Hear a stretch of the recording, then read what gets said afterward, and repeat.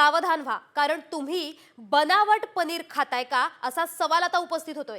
आम्ही असं का म्हणतोय, कारण नाशिकमध्ये तब्बल 239 किलो बनावट पनीर जप्त करण्यात आलंय।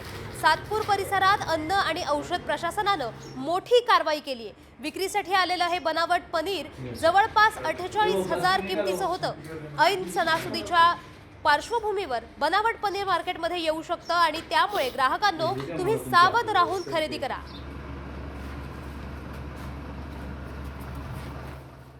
जिल्ह्यातून बनावट पनीर जे आहे ते नाशिक येथे विक्रीसाठी येणार आहे। कारण सणासुदीचा काळ आहे, गुढीपाडवा आहे, रमजान आहे, या काळामध्ये असं होऊ शकते म्हणून आम्ही त्याची खात्री केली आणि एका गाडीद्वारे हे बनावट पनीर जे आहे साई एंटरप्राइजेस अंबड MIDC या ठिकाणी ते आल्याची आमची खात्री झाली आणि आम्ही त्या ठिकाणी धाड घातली माझ्या अधिकाऱ्यांनी आणि त्या ठिकाणून आम्ही बनावट पनीर जे आहे ते 239 किलो, जवळपास त्याची किंमत 45,000 आहे, ते जप्त केलेले आहे।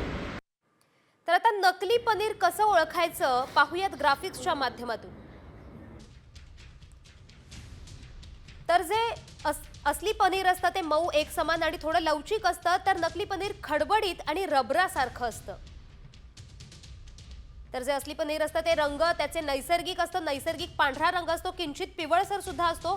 तर नकली पनीराचा रंग खूप दुधाचा हलका गोड वास नैसर्गिक पनीराला असतो, तर नकली पनीराला रासायनिक वास आणि चवहीन असतं।